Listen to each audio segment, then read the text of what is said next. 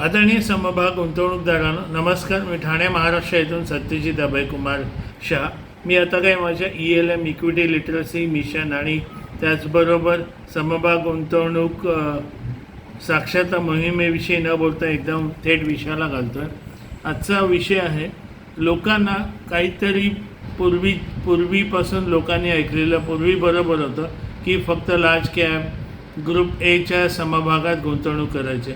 पण आता मी तुम्हाला काही गोष्टी सांगतो त्या जरा नीट मनापासून ऐकून घ्या. आणि हा माझा शॉर्ट असल्यामुळे अथवा ज्याला काय म्हणतात ते रील असल्याने 3 मिनिटाची याला मर्यादा आहे. त्या मी अगदी वेगात सांगणार आहे आणि कमीत कमी सांगणार आहे पण महत्त्वाचं सांगणार आहे. तर सगळ्यांना याआधी सांगितल्याप्रमाणे लोकांना ते फक्त मोठे म्हणजे लार्ज कॅप. आता मी काही तुम्हाला उदाहरणं देतो.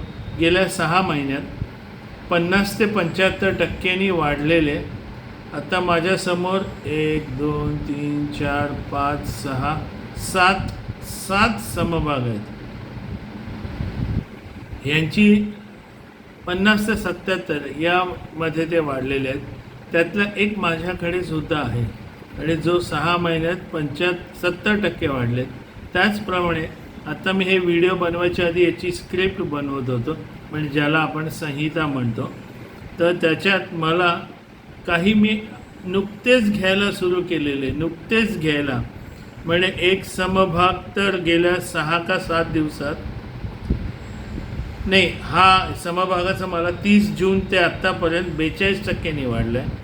आणि मी 6 का 7 दिवसात घेतल्यापासून तर 32 का 35% वाढलं आहे. त्याच्यानंतर अजून एक समभाग आहे जो मार्चला 385 होता आणि आज म्हणजे 750च्या आसपास आहे. म्हणजे अंदाजे 88% वाढलेला आहे.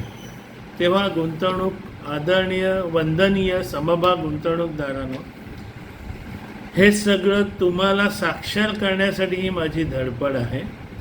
तेव्हा फक्त ते मोठे म्हणजे ग्रुप ए आणि असे समभागच तुम्हाला देऊन जातात हे नाही आहे.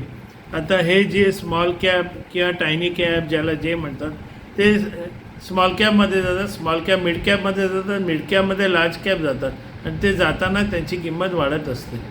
तेव्हा थोडासा शांततेने विचार करा. समभाग शोधा, मनापासून शोधा.